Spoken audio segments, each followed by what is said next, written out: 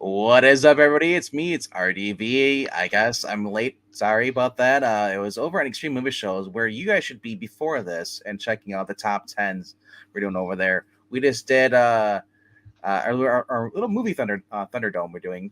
We took Raiders of the Lost Ark versus The Evil Dead, and you decide at the end which you think is better. We present what we like both those films, and then if you guys want to, leave a comment down below on those videos. And then Sundays we get with Pixel and we talk about our favorite top 10 movies of that year. So this week is 1981. If you get involved with that, it's fun. It's just I love 80s movies and just love talking about them. A lot of bangers coming out. Speaking of bangers coming out, there's a lot of cool books coming out this week. We get Cowboy Superman. We get Cobra Commander. There's a lot of cool stuff coming out this week, and honestly, if you're a comic book fan and you're kind of hesitant about what you want or what you're like, I don't know if I want to pull the gun on this. Well, that's why you can live vicariously through me and Zach, is where we get excited for things and we actually buy the things we're excited about. That's true, which is why my list has shrunken so much. Because it's things.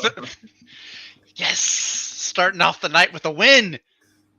I think this is going to be an Apple-free night. I think Brain will find this will be an Apple-free night. Honestly, I think that every night and going through December will be Apple-free, because I don't think you're doing anything that deserves apples. No, my apples, I dropped my rotten apples because, I essentially at the beginning of the year, I decided if I'm picking up a book and I'm only 50% sure that I'm going to enjoy it, I'm just not going to waste the $4 or $5 on it. So I did a lot of trimming to my pull list. I commend you for ignoring those 4-issue miniseries.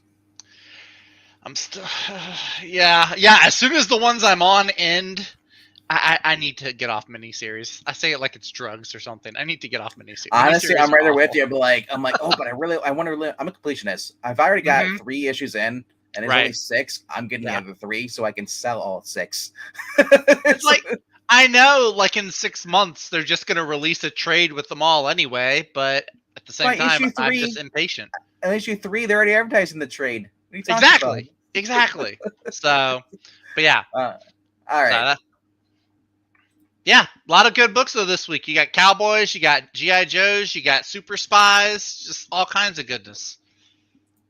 What more do you want? Everything.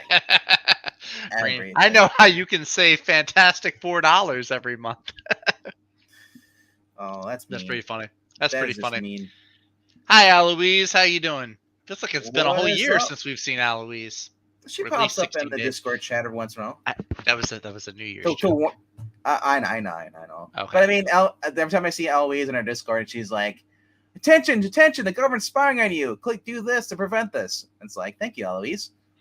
it's like helpful hints that I did not know. And for those who are on Discord, there is a new feature called clipping. Go in there, go into your settings, and disable that. Because where they can clip your voice, like doing voice. Yeah. So someone can record you using the Discord. I mean, yeah. As long as they're not using any other editing software program, record you. It's just Sony does the same thing. It's like if you get caught saying something that's not kosher, they can clip it, and somebody else can clip it and report you and make you out to be a bad guy. So if you're anti-Jewish, they get in trouble. Yeah, I mean, on top of other things. For Sony? Yeah. All right. On top of other, that's a whole different stream. We don't need to talk about that. We're here to talk about comics. Yes. Speaking of comic books, I think I went last. No, you weren't here last week, so I went first last week. Yeah, that's right. I was not here last week because of car trouble, which that has all been resolved. So I'm here this week. So yeah. Turn your phone off. My phone is on. It's like I'm at the movie now. I have to double check my phone. Actually, speaking of movies, I went to go see. I had 2 free tickets to go see Aquaman and the Lost Kingdom over the weekend. Not a terrible movie, but not as good as the first one. And not as good as Afterlife. Patrick Wilson, no, not as good as Afterlife. Patrick Wilson was actually, I thought he was the star of the show. Ocean Master. He's still really good. So, but are we starting with me? That's Yep. another whole separate topic. Yes. We're gonna go. All right. Well, I've got my top 5 books right here. We're gonna go down. We're going with Image Comics for my number 5 book this week. Mr. Larry Hama bringing back the classic G.I. Joe, Real American Hero. He picked it up with issue 301. We're now on issue number 303. It feels really cool to say that I'm picking up a book with it that has a number that's in the triple digits, and it's not a legacy number. It's like its actual issue number. And they're also not telling you it's bad to wear a red hat. Yeah, I know. Yeah, I haven't forgot that little panel. Have not forgotten. Yeah, but this has been really, really fun. This is G.I. Joe, Real American Hero number 303. Serpentor Khan on the cover there. It's really neat. Between Andy Kubert cover. Chris Mooneyham's art is also really, really good. If you haven't had a chance to check out his art, it almost gives me Chichetto vibes in some ways. But really, really cool. Serpentor Khan here has gone and made a bunch of zombies coming from Cobra Commander's island base. And now he's going to be luring the Joes and also Cobra Commander. It's really neat. There's like a war on two fronts because Serpentor is going against the Joes and then also Cobra Commander. So yeah, really, really fun. Awesome, story. Zombies.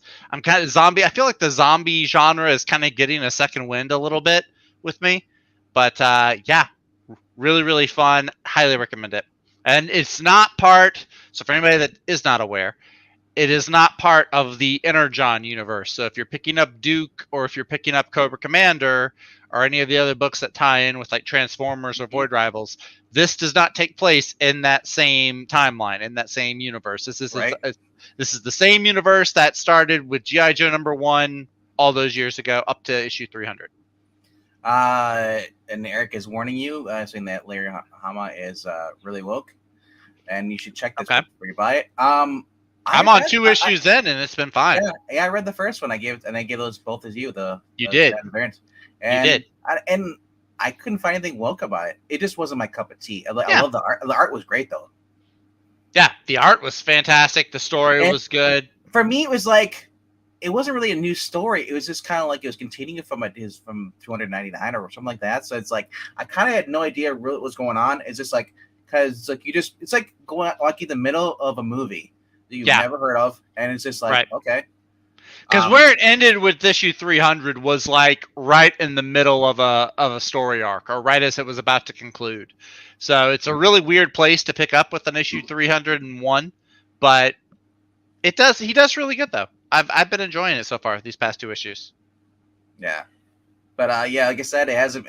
For what I read, the first issue, there was nothing in it that implied it that that was woke. Larry Hama also did that throwback series with Patch.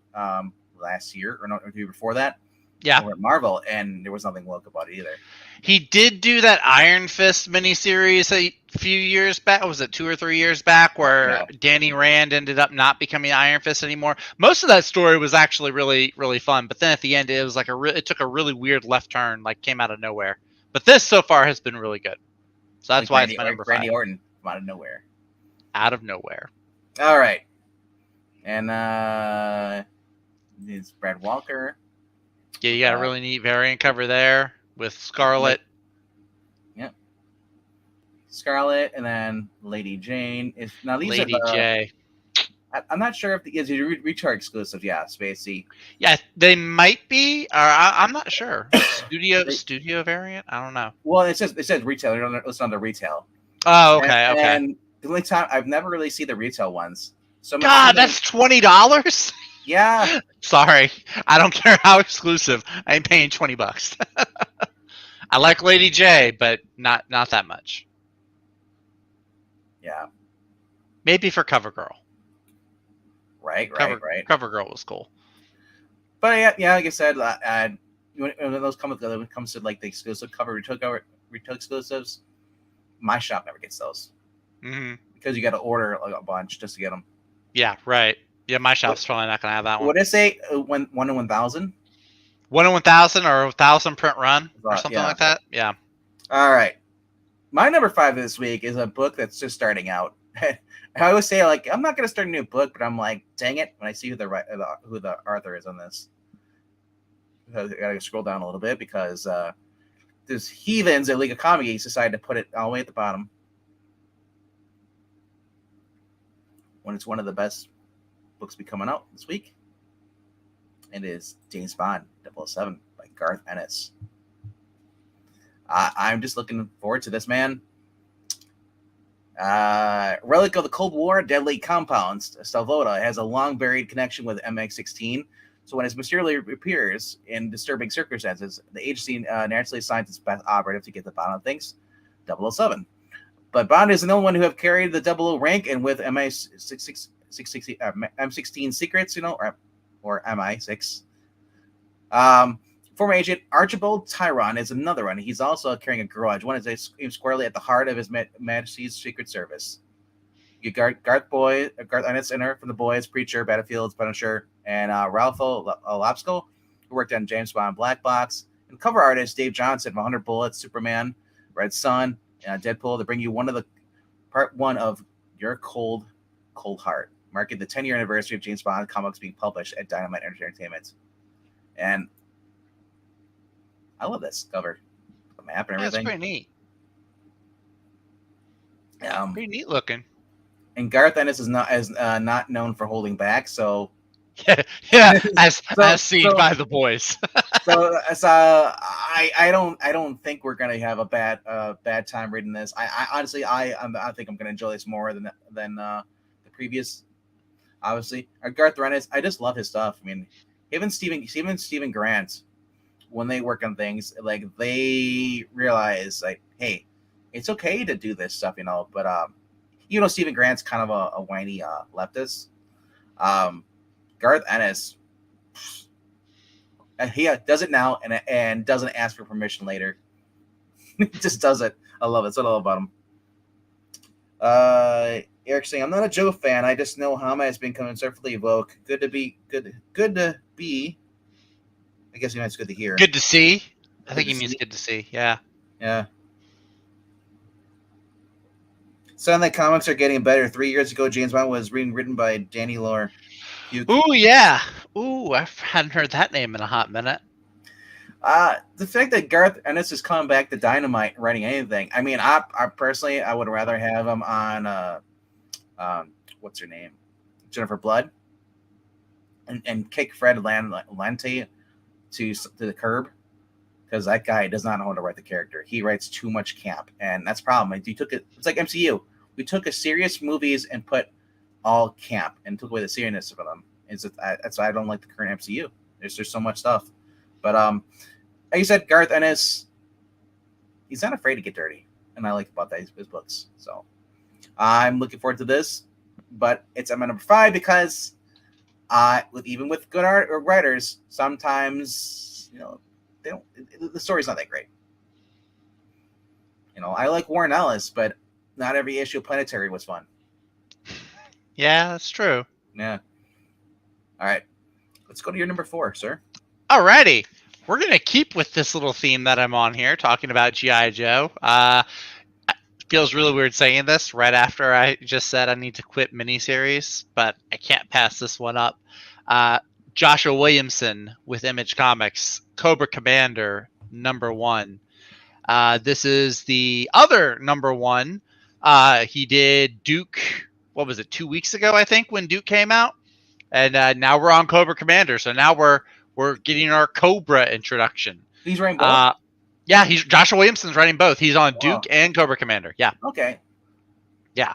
I mean, goodness knows, he may even have an ongoing G.I. Joe in the Inner John verse. I was on the fence about picking this up or not. I'm going to pick it up. I liked his Duke. His Duke had a really fun vibe to it, so I'm going to be picking up his Cobra Commander. I'm not too knowledgeable about Cobra, just whatever I remember from the cartoons. Cobra!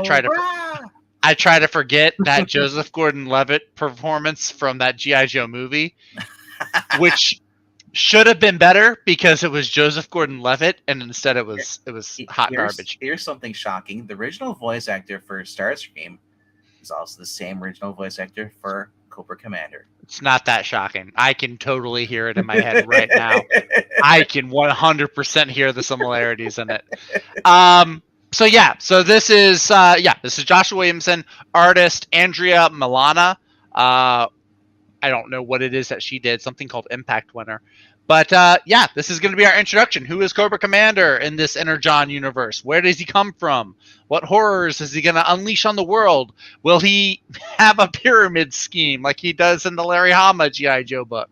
Because that's the thing. In the Real American Hero, he basically leads on a pyramid scheme. That's how he builds Cobra. But yeah, it says one man's sinister plan to utilize a mysterious alien substance known as Energon sends shockwaves across the globe. So it looks like this is going to tie in a good bit with Transformers. Yeah. That might even be on the cover while I'm even looking at it. I wonder, is that the arc? That's the arc? Yeah, I think it's the arc. On. So yeah, it looks like Transformers is going to tie heavily into this, which is cool to see. Yeah. What's that? Well, it's the fact that this guy he's dealing with the Energon stuff. I mean, I wouldn't be surprised if he has, he has plans to utilize. So it means there's going to be Decepticons popping up in this. Got to be. I mean, look. I mean, even if you remember reading Duke #1, there was like, okay, these really strange, futuristic-looking vehicles were being made by Mars Industries. So I like that they're tying Transformers and G.I. Joe together. So. What so nicely. What if Cobra is responsible for bringing back Megatron? I could see it. Honestly, I could see. I'm not going to try to predict it because I think that takes some fun out of it, but I could see that happening. No, but yeah. I could see that happening for sure. Or like one is like, I'll team up with you for now, but then I'm going to double cross you. Like I said, I like Duke because the fact he just kind of stumbled the process, and they're like, oh shit, who's that? And he's like, okay, I don't care. I'm looking for Transformers. Moving on. Right. It's like. But yeah, this looks like it's really cool. My heart sank a little bit when I saw they're kicking off the second of 4 action-packed miniseries. So there was Duke, there's Cobra, and there's going to be 2 more miniseries. You're killing me, Skybound. You're killing me. But these covers, man. They do have some really cool covers for Cobra Commander, though. I'm not gonna lie, there are some pretty fun ones. There's the retailer. The retailer exclusives are okay. I kind of like the Steve Epting one is really cool. There's also a Tyler Boss variant that's really neat. The blank sketch variant. David Ajas, however you say his name. That's okay. There's a spoilery one that's from John Boy Myers. That's a 1/100. So I bet you some Transformer is going to end up on that one. Probably Megatron. I hope I'm wrong. If I am not, spoiler warning. But yeah, that is why this is my number 4. I had to get my G.I. Joes in there. So my 2 Joe many books. variant covers, man. I know. Not as many as Dynamite did. Remember when they launched Gargoyles and there were like 20 variant covers for Gargoyles? $20, $20. Yeah. Those retailer I don't get the retailer exclusive thing, but oh well, hey man, if they're making money off of it, good for them. I think it would be really cool to see Image kind of wedge their way into like the big 2 spot and like maybe like dislodge Marvel for a little bit. I think that'd be really cool to see. I think you're going to start seeing Image and Dark Horse becoming and taking up the spots between the Marvel and DC. Yeah. Between the Energon and between the Millerverse, probably. Yeah. DC lost a lot of good talents. Marvel hardly has anything good. Marvel, I think Marvel would lose their spot a little before DC. DC still has. They still have some talent. They still have some good books. Jeremy Adams ever leaves DC, I'm not going to really be buying much DC. I love Josh Williamson, but he's not enough for me to keep buying stuff DC Comics. Especially when he's writing better books over here than he is at DC. So, with that being said, let's go over my number 4. Which actually is a DC book. I know I have no Marvel books on my pull list this week. It's all either Image or Image or a DC. Especially when I look at Marvel right now, it's like we just had the best Spider-Man book last week. And then look what's out there. No one gives a shit. Apparently, that's number 2 I know I'm gonna do a little look and see how many of those are still on the stands when I go into the because Ultimate Spider-Man sold like hotcakes, man. It was gone like almost instantly. So This is my I'm number gonna 4 for this week. nice. Uh, another. Just like Larry Hama, Mark Waid's dick. But he's not putting his crappy attitude and politics into this book. He's actually just writing a really good and compelling story. We're going back in the world of Kingdom Come. Now, what's his name? Their Adam Boy Thunder, who's now under the thrall of God in the universe of Kingdom Come, and he's becoming Magog. Oh, Magog. Oh my god! Yeah. Like I said, I just Dan Moore's art in this. You take away Dan Moore's art, I think Mark Waid's a good storyteller, but what's really coming back is the art, man. The art, it's like it's awesome. I can only imagine if they decide like, we're gonna put somebody else in here, and then the art just drops and like because there isn't many good artists over DC. There just isn't, and a lot of them just left. So that being said, what the hell's with God killing him? Yeah, here's Michael Wash cardstock variant, but that's freaky. Eh. But out of the Batman Superman World's Finest stuff, Josh Williamson did okay job during Future State, or right up to the Future State. Mark Waid is just returned back to basically writing what the fans want, and that's the only reason that this book has been selling, because he's writing what the fans want. And when I mean fans, I mean people who actually care about the comic books, not the people who are on Twitter but like, oh my gosh, can you virtuously go any harder? Yeah, bro. But yeah, I mean, I've never read Kingdom Come, and I honestly don't feel like I really need to. This story tells me kind of much. It's just enough to tell you what happened there, and that's all I really need to know. But I know I'll get flack because, well, it has Alex Ross's art in there. But I don't know. Like I said, I like Dan Moore's art, and I like more than I like Alex Ross. I said it. Now shame him. Yeah, shame him. Look, Dan Moore is great, but he's not the one that I have on my wall. Alex Ross is up here. Dan Moore is like two or three stories below. Dan Moore hasn't done those covers yet. If Dan Moore starts doing those covers, they'll have them on my wall. They're not going to look nearly as epic. These are painted. Dan Moore doesn't do paint. Or at least they look painted. I don't know. Maybe it's an FX thing. But I like Dan Mora. I don't want to turn this into a Zach hates Dan Mora, but it's like I need it's more. It's like whenever I try to bring up Jonathan Hickman and compare him to like John Byrne, and you guys are like, nah, you can't do that. It's yeah. Anyway, I digress though. Thank you, Marania. Yeah, I could see that. I could agree to that. You do need to read some Alex Ross, but I don't know about Kingdom Come, but you should definitely read Justice. That was a phenomenal story. All right. Anyway, my number 3, we're going to move on from G.I. Joe. We're done with the Image. We're going over to DC. And one thing that I really, really love, not just in comics, but in general, is giant monster fights. And we have issue number 4 of what is my favorite crossover. You passed it. You got to go up a little bit. There it is. The crossover that keeps on giving, Justice League versus Godzilla versus Kong. This is issue number 4, and it sounds like a really jam-packed issue. This has been a really fun read so far. If you're just getting it to see DC heroes and villains and giant monsters and kaiju, you're getting your money's worth, because that's what this book has. It's really good writing with the Justice League. It's, the monster fights, the Legion of Doom. It's all really great. The art is really good. So this one has Godzilla versus some aquatic kaiju. I can't find the name of it, but it's going to be attacking Atlantis. And so that's why you have Aquaman and Mira there on the cover. The Legion of Doom is going to be figuring out how to get rid of the Justice League because that's what they do.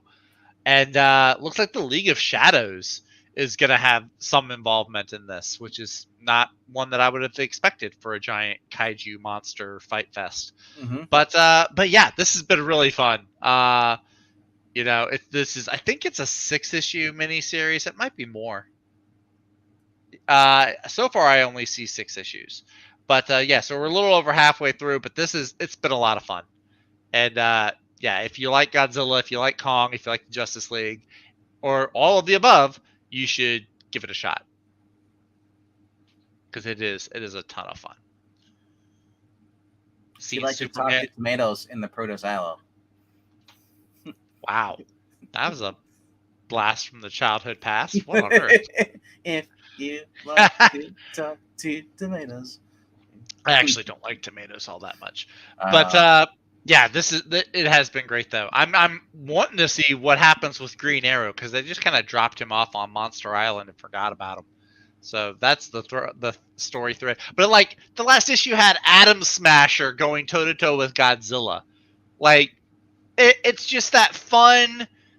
When you're a kid and you're playing with action figures and you just take different toys from different genres and you mash them together, like that's what you're getting from this. It's a good, fun story. And so for that reason, it is my number 3. All right. And it is also my number 3. Oh, nice. Yeah. It's for me, it's not the greatest book, but it's also not the worst book right now. Mainly because there's other books that eventually do come out, and I am enjoying a little more. At least 2 more this week that I'm looking forward to. But this really isn't a book I'd pick up because I skipped the Mecha books, and just like Mech and stuff. I didn't care for that DC Mech. Oh yeah. That was one I probably could have passed on. It was fun, but it wasn't worth reading the whole thing. But this is the Legion of Doom. I couldn't pass it up. The Legion of Doom, and then you have the Justice League, and you're throwing in Godzilla, and then all the other monsters, and I'm like, they're going off in pairs, like they would in the original JLA, and I love it. It's cool. It's callback, and it's just been a fun personality. It's like watching the Justice League cartoon, I'm just a fan of this. Art's been fun in the interior. Christian Duce is he created 3 ways now, and I like his art. Yeah, that's really good. It pops. Yeah. The color is good. Like even just the cover right here, you can see the color how like it stands out. It's not dark and broody like a million Batman books are. You got color and Drew Johnson doing the cover, and then energy. Romulo for Fajardo. I don't know. Romulo Fajardo. Romulo Fajardo. Yeah, he does a good job. But looking forward to this. It's my number 3. It's not a mid book, but this week it's mid because there are other books that I'm looking forward to more. Now I feel like we're sharing the same top 2. I feel like we are. I feel like we are too, but in different order. Maybe. We'll see. All right. Let's go to your number 2. My number 2? Maybe it'll be my number 2. Maybe it will be. Ladies and gentlemen, I'm sorry. You got 4 spots. We talk about 2 books. That happens sometimes, though. Mm-hmm. My number 2 spot is the other Joshua Williamson book that comes out this week. He has been on Superman for 10 issues now. Just passed it. Not Daredevil number 5. I might pick up Daredevil number 5 eventually just to look at the art. But Superman number 10. Superman goes back to the Old West. He gets sent back through time to Metropolis back when it was in the Wild West. They had a little bit, kind of a little prologue to it in Superman number 9. He shows up. It's almost like a train robbery situation where he's like using his heat vision to blast guns out of guys' hands. It's really, really fun. I think that this could be really good. Uh, Superman in the Old West. I feel like it has the makings of a really fun story. I believe he's going to be meeting Marilyn Moonlight, who is this new character that Williamson introduced a few issues ago. She's kind of like this ghosty, spectral superhero of Metropolis. But yeah, I think it's gonna be really fun. I'm also a sucker for westerns. I love westerns. I'm binging Yellowstone right now. It's got me wanting to watch a bunch of old westerns. I like So Western too. yeah, they don't dress like that in Bonanza. I Dang promise you. it. But that's an all right cover. I thought that was Jonah Hex on the engine there for Yeah, a it's not split that second. too. Yeah. Yeah, but it's like no, it's just an eye patch. It's not a whole deformed face. I do want a Superman meets Jonah Hex story. That would be cool. If he met Jonah Hex in this issue here, it'd be awesome. That'd be wild. They did have Nighthawk and Cinnamon in the last issue, which is Hawkman and Hawkgirl from like years and years and years ago. Cinnamon. Cinnamon. So yeah, if they put like Batlash or Jonah Hex or one of those guys, like that would be a fun little callback. Hi, Dr. Silver Age. Howdy. Oh my gosh! As we're talking about westerns. He heard you say Jonah Hex. That's why. Jonah Hex. Yep. I need to start reading that. I've got a whole bunch of the Jimmy Palmiotti run. I haven't started. I only read a couple of issues. I need to get into those and read those.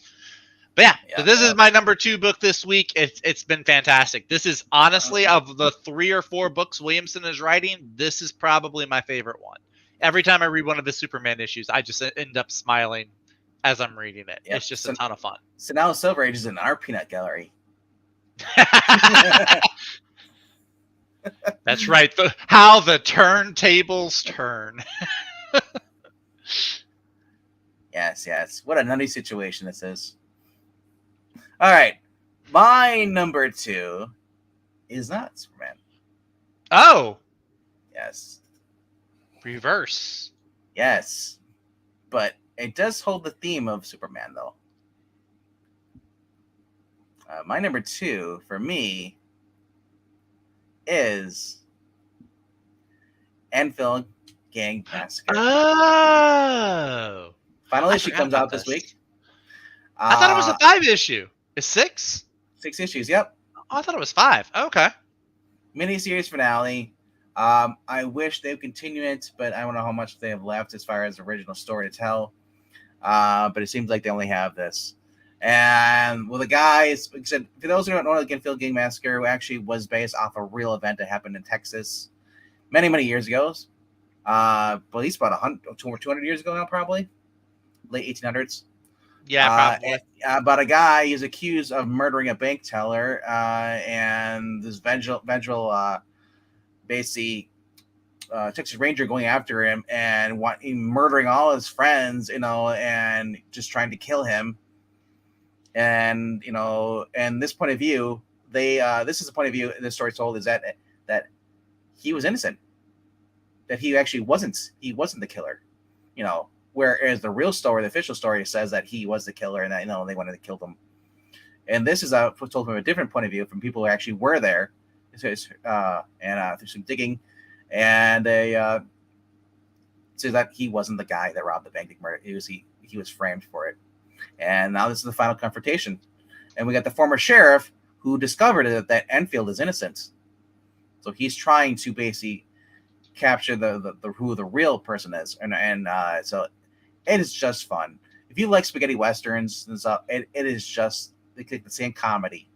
I love the movie Young Guns. You had comedy and you had the seriousness. But just the whole thing, it's I just love this. It's Chris Condon, who is pretty much a mini version of Ed Brubaker. If you like Ed Brubaker stories like Pulp and stuff, he likes it. We got Maxwell Jacob Phillips. Sorry, no, he's got the scarf on, so I think of MJF. But Jacob Phillips, who's the son of Sean Phillips, who also works with Brubaker on books like Criminal and Fatale and some of the other books. And so it's cool to see these guys, following in, I guess, the footsteps of Brubaker and Sean Phillips, and just putting out a really cool story. This is a spinoff from That Texas Blood, which I believe Chris Condon is the main writer for that, right? Possibly. Possibly. I If he's believe not, so. I kind of want to go and just read Bad Texas Blood now, because if it's anything like this, you know, I'm all for it. But and the cool thing about these are all connecting covers. That The is main really cool. Oh, Breen says he is. He is the writer for this Texas Blood. sweet. So he So is the one. I'm probably gonna go back and start collecting, reading those. I think there's like 20 issues out now, or 21, something like that. So, but Something like that. They have some trades that I'm looking at right here. Yeah, I might even want to get into that because, like I said, I've been binging Yellowstone. I freaking love Yellowstone. So if this is anything like that, westerns, yeah, exactly. modern neo-western or whatever they call it, like a modernized western.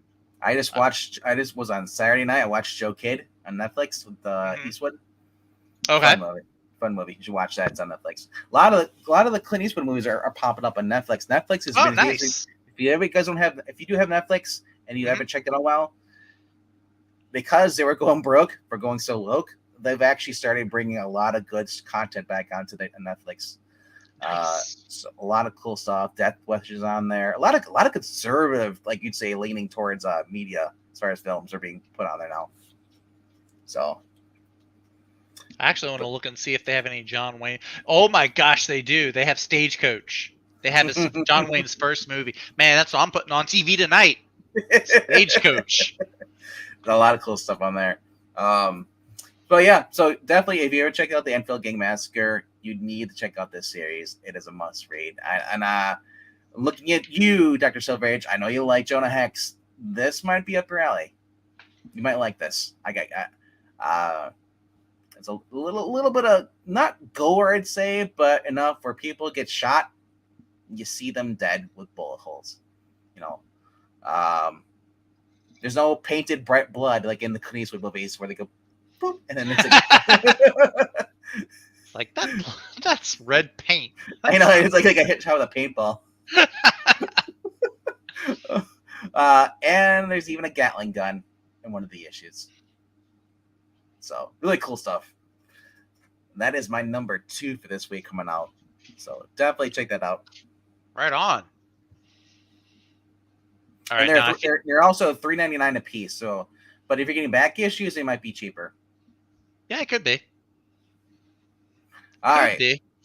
Let's count down your 5 through 2, and then we'll get to number 1. Oh my god, I really hate that. I just now I'm taking a look at that Nightwing cover. I hate that Nightwing cover. Because why? It's tying into the whole Beast world. It's that meme. You know the meme where there's like the 2 screaming ladies, and then there's the picture of the cat.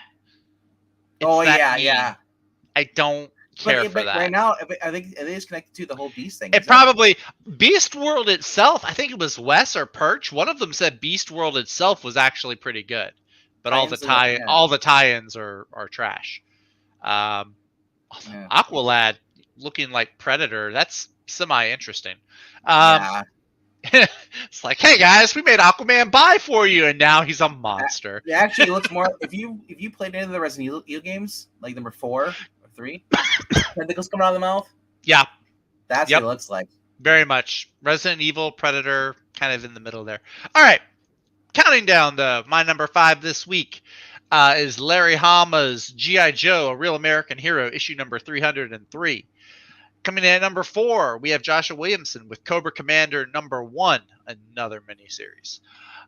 Then we have Justice League versus Godzilla versus Kong from DC Comics. That's issue number 4. We have Josh Williamson again, but this time he's on Superman, issue number 10. That's my number 2 book of the week. And number 1 is Flash, right? No, it was Daredevil number 5, because that She-Hulk card I was telling you about. All right, let's go up there. No, I'm just joking. I'm joking. Is that your number 1 too? No. You want to count down? Oh, okay. Okay, sure. But yes, my number 1 for the week is Jay Garrick, The Flash, issue number 4. Not Joshua Williamson. I've said that name twice tonight. Jeremy Adams, Diego. How do you say this last name? Olortugay? God, it's the last name. Diego. I'm just going to call him Diego. Olortugay? I don't know. Olortugay? He's a good artist. I'm just gonna call him Diego though. Yeah, this has been a really fun. So, of the 3 series that Jeremy Adams has penned so far for DC, uh, Flash with Wally West, uh, Green Lantern, and Jay Garrick Flash. I've really been liking his Jay Garrick Flash. I don't know if I put it quite up there with the Wally West run, but this has been really great. It's really a great way of blending both Golden Age characters and settings and merging it with modern day settings that like Jay is in right now. Yeah, so we have a new villain here, Dr. Elemental, who I'm really digging. They did a big kind of a bomb dropping on his origin in the last issue. This has just been really fun. It does like the whole Green Arrow from the CW. It takes that whole trope of telling the story and using flashbacks to tell certain parts of the story. It works really well here though, because a lot of it is when his daughter goes missing in time back in the 30s or the 40s, and I'm confused by this cover. It's supposed to be a 3D cover. It kind of does look like that, doesn't it? Also, when did Shield take over for this? What are you talking about? Kind of looks like the Shield logo. No, that's the JSA. That's the JSA logo. I know, but for me, it kind of looks like the old Shield logo. Maybe a little bit. I do also really like. So there's this cover that's really good, but I do really like the Todd Knock variant, which is the incentive cover. Oh, that's yeah, because Todd Knock, he shared this out on Twitter, I think, because he's the co-creator. Because the Boom, I think, first showed up in the Stargirl story, Stargirl and the Lost Children. Yep. So seeing him draw her again for the cover, she's got a really cool costume design. I've never noticed the wings on her feet before. That's pretty cool. But then yeah, there is the other cover you were about to call on, the Francis Manipul one. That's just a fun cover. It doesn't have anything to do with the story. It is just a fun cover though. It's Jay and Joan and Judy eating dinner. And Judy's just like sitting there while the rest of them get up and go running in. They're grabbing food as much as they can, sit down, and kind of like they're sitting down, like who's gonna eat first. And Joan's just like, great. Joan is living that life that Linda Park. She's Linda. Knew. Yeah. She's the Linda. She didn't have the super speed, so she's like, oh yeah, this is what it's like. But I'll probably just get the main cover though. It is a really cool cover. I do like Dr. Elemental's character design. Kind of looks a little bit like Dr. Doom, but I'm okay with that. Just been a real fun story. Seeing Jay and the JSA and the before, and then him and Stargirl and Mr. Terrific in the future. What? Did you notice that no one touched the broccoli? As they shouldn't. If you have spaghetti and bread, that's all you need. And his name's right there, FM. FM, yeah, Francis Manipul. Why? Yeah, why? In the noodles. Oh, it's in the noodles? Yeah. Oh, that's actually pretty funny. That's pretty clever, Mr. Manipul. Tip my hat to you, sir. But I like the fact that nobody's touching the broccoli. They're like, even Jay's like, I didn't eat broccoli. Screw that. I don't eat broccoli. Dr. Silverage agrees with me. He says Jay Garrick Flash has been a fun read so far. I agree. I wish it would be longer than a miniseries. Now some people are like, well, now we got this new daughter, and it's like, I think it's great. It's actually bringing a new adventure for Jay. Jay's been been kind of there, but hasn't really had much to do. And in that whole space where there was no JSA, like in New 52 Rebirth, Jay was really the only JSA member around, but all he really was, it was an important part, but he was pretty much just a grandfather figure to like Wally West kids. Yeah. Like there was no other JSA for him to be with. They weren't going to give him, I guess there was like the Earth 2 with like that different version of Jay, but it wasn't like the Jay we all know and love. So I do like this whole, hey, he's got a daughter now and he's kind of navigating how to readjust life. And then, it's really cool. It's also a good family story. I love a good family story. She's also the same age as she was when she went disappearing. So even though he's aged. Yeah. So it's like. Yep. It's good. It's fun. And I like seeing Jay with the JSA in the old days and then him and Judy with the new JSA in the modern day. It's just really fun. If you're out for a JSA fanboy like me, this is a blast to read. Bringing in Courtney from Stargo, having her interact with Judy at the mall, and like the one issue, and this having this being attacked by the cyborg robot bear. I need to see that robot bear again. That I miss when comic books just had crazy, outlandish bad guys like a robot bear, or give me more Starro, like just crazy. Not everything needs to be Joker and Luther and Mafia. Like you can do crazy, wild out there villains and monsters. So I love that. Fantastic Four with the invading Skrulls. Yeah, shape-shifting aliens. Give it to me. G.I. Joe's got zombies. Yep, I yep. mean, even they're not like, okay, we're just going to do military people. No, they have zombies. So I love it. Jeremy Adams, bless you, sir. All right. So as much as this, I will be in this book, but it's not my top 5. Mainly because I forgot about it. I was doing my last minute. I was like, oh, I forgot about this. I was like, but I like the books I already got. So, but That's okay. It's okay. gives us a chance it gives us a chance to see other books, though. That's right. That's right. Whenever all our pull lists are identical, it makes for a very boring stream. But then it really is a top 5. Yeah.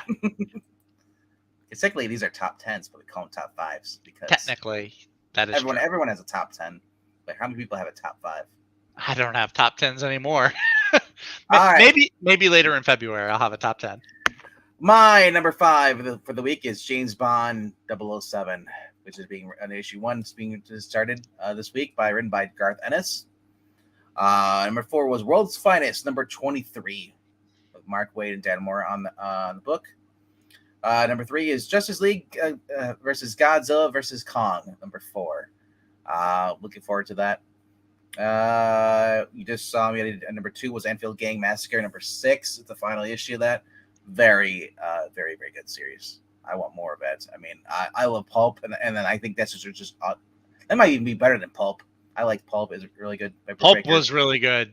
Pulp was a really good book. Yeah. And my number 1 is Superman.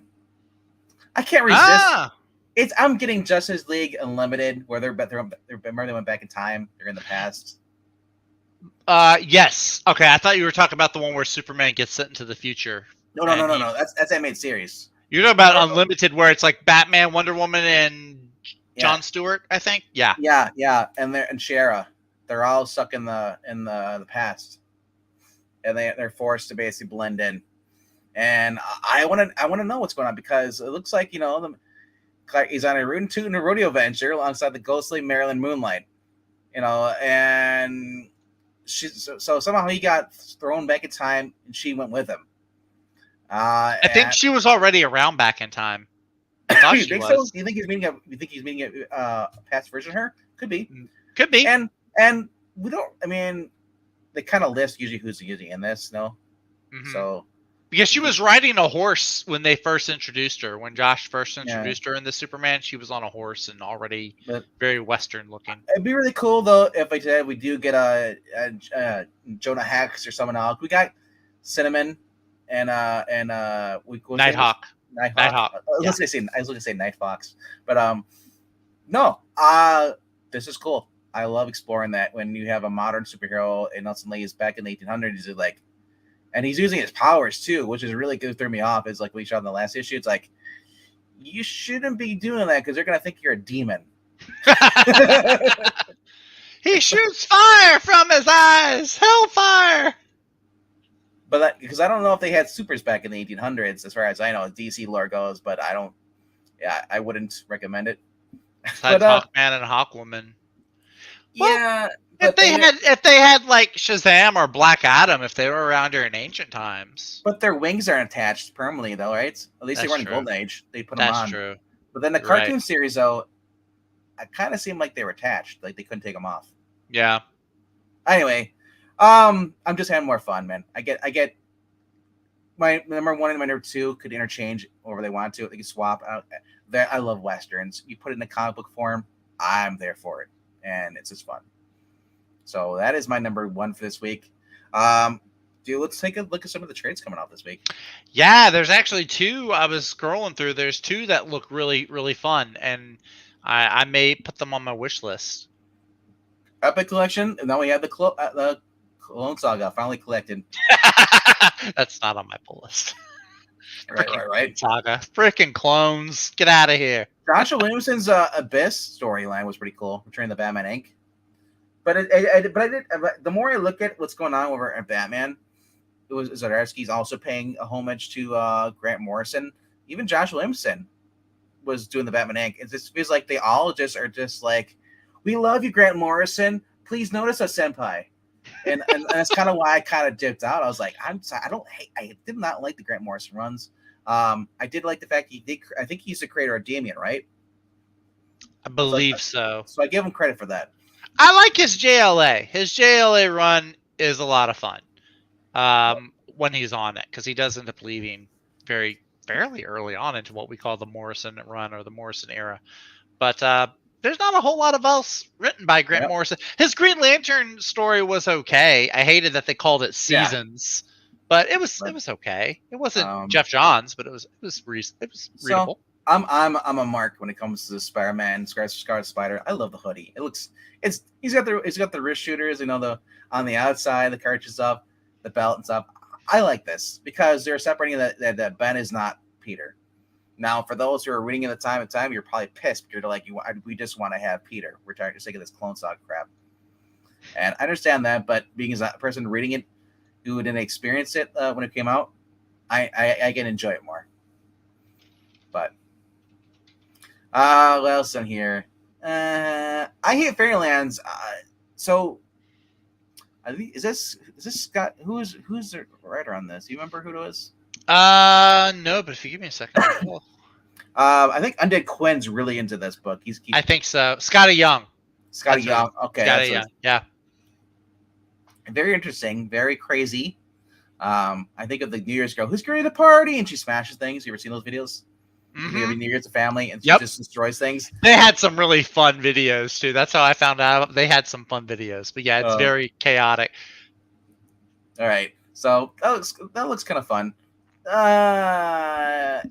Judgment Day. Ugh.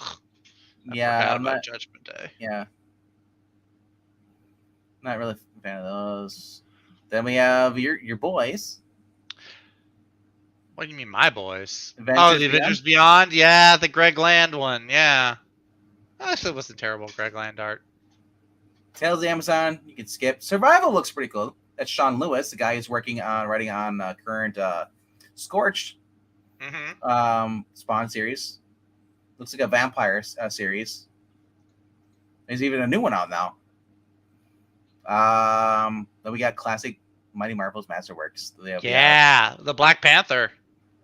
These are the little ones. Fun. Those are fun. Yeah, they're like little Reader's Digest size looking. Usually they have 9 or 10 comic issues in there. Same size of this. Yeah. $15. A lot of fun. Those are a lot of fun. But I got a bunch of those. I think I have one of the Black Panther ones somewhere. Crime suspense stories. EC Archives Super Suspense Volume 1 for $20. And I'm not sure if it's gonna be it looks like a soft cover, but it could be hardcover. Dude, for that. Yeah, the Marvel Masterworks Daredevil, 18. Some Judge Dredd. Miles Morales is getting another little thing. He's already had a bunch of these little things, so I was curious why they're giving him another one. Must be the new series, the Marvel. Maybe the new one after, yeah. Dude, look at this, Mighty Marvel. I want that cover. There should always be these covers, not the other one they showed. Always. Well, they do one that's like the vintage comic cover, and then they do the one that's like the Michael. I think it's Michael Cho who does the covers. Yeah, they do. They do like two different ones. I missed it. Ram V, they're doing a definitive edition of These Savage Shores. That's like his very first. I think it's way up at the top. I completely missed it.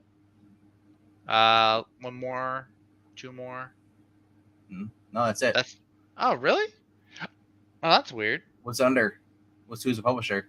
It's through Vault Comics. Oh, I don't have it listed. I only. Oh, okay. That might be why then. That might be why. It's really cool. I think it's Ram B's first really big independent book. It's like vampires in the jungles of India or maybe the Caribbean.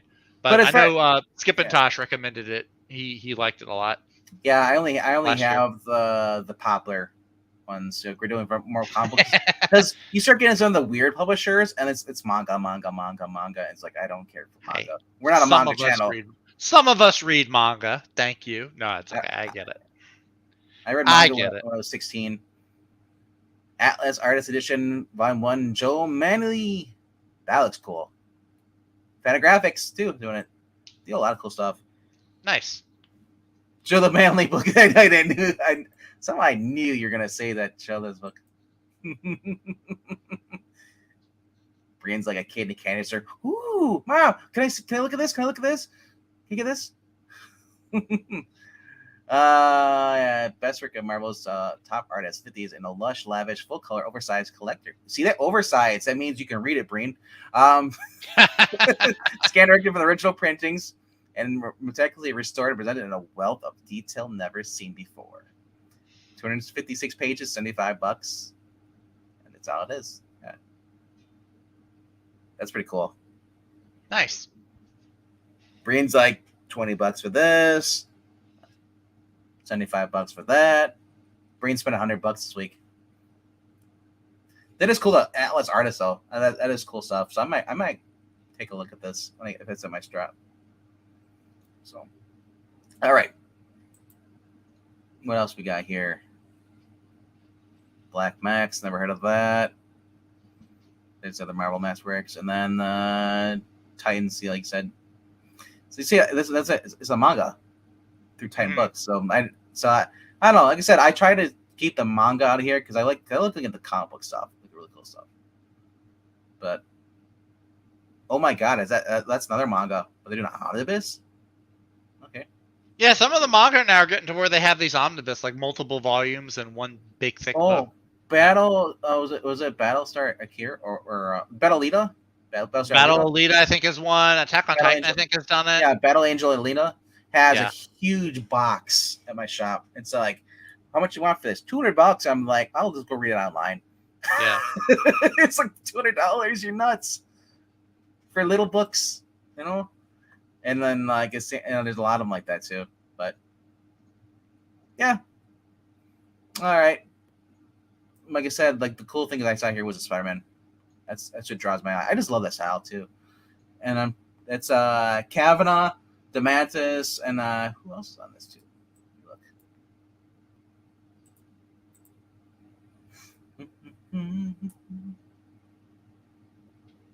Oh, he got hit by a train? Oof. Oof. Yep, apparently if he hadn't, Marvel never would have happened. Jeez. Was he pushed into a train? Did he fall? You decide. That's a good question. All right. Okay, so this collects Web of Spider-Man from my birthday year, 1985. 117 and 119 to make Spider-Man 394 to 396. Spider-Man from 1990, 51, 53. Spectacular Spider-Man 217, 219. Spider-Man Unlimited. It's a very forgotten series. It's really cool. Number 7. And the clone subplot pages. We actually get to see the drawing board and see what almost made it into there. Stephen Butler is a cover artist. Stacey Zucker. Wow, I didn't think you got right, but he has a fatter head than C.B. Cebulski. It's hard to tell. Every time I see him, he looks like Cartman. Or Boogie 29, whatever it is, you know. But, yeah. Flipbook, yep. I had these. Man, that's when I first got into comic books. I was going to Half Price Books, and I'd see these there, and I'm like, they're like for like $1 or 50 cents, and I'm like, oh, dude, these are steal. Spider-Man. Why would anybody like not want to buy these? But yeah, it turns out I guess a lot of people sold theirs because they were just sick of the books, and they probably dropped the hobby in just that time in the 90s. But understandable. Oh, he was drunk and fell under it. Oof. Alrighty though. All right. But that is it for this week as far as comic books go. If you saw anything that you liked, let us know in the comment section down below as far as what you think looks really cool. And then if you saw something that you really hated, let us know too. Yeah. Like, I'm just curious to see what people are buying, because otherwise it's Zach and I show off what we're buying and hoping that maybe that inspire other people to pick up more books, because we don't want this hobby to die. Whether you're buying back issues or buying new issues, it's just like, this is a fun hobby. This is something that we can all get the bond over. People from all different parts of life, young, old, and just like middle age, like me and Zach. Speak for yourself, man. I'm gonna shave this off. I'm gonna look like I'm under 25 next time you see me. Right, yeah. But Middle age. anyway, like I said, thank you for showing up. And if you haven't already done so, please click like, subscribe to this channel. And if you're watching Twitch, subscribe there too as well. I hope that you guys had fun. We are live Tuesdays and Thursdays at 8 p.m. Central on Twitch and YouTube. And then on Fridays and Sundays, it's 7:15 is our when and the next one is around 9:20, 9:25. Or no, 8:25. Yeah, because I'm going by Central. Yeah. I get thrown up by Eastern stuff, but once again, so I hope you guys had fun. And if you want to do the whole Ko-Fi thing, the Ko-Fi thing is really cool. So if you drop at least $1 in our Ko-Fi bin, let us know who you are, username, and you also let us know what Marvel or DC book you think we should read. And we ask that you keep them between the 60s and the 80s when it comes to comic books, because we just have more fun with those. We love it when there's a narrator. But all right, guys. Thank you for watching. We'll see you on Thursday. Stay classy and stay warm. It's freaking cool outside. Stay warm for real. There's icicles on my car. I'm crying. I'll be crying later tomorrow because it'll finally get to 13 degrees. I know. Hopefully the roads won't be icy tomorrow, and I can actually go to the comic shop. Like, literally, it's been like 1 degree or 2 degrees. 2 degrees was the high for today, and it always says high near 2 degrees, not exactly 2 degrees. It's like near. You mean like? I just looked at the weather and it said it's 20 degrees outside, but it feels like it's 11. It's like the wind chill. The wind chill. Oh yeah, the wind chill's horrible. We had negative 30 wind chills. Yeah, that's crazy. I go outside and I go to spit and it freezes midair. It's just like, okay. And on that note, y'all have a good evening. Good night, guys.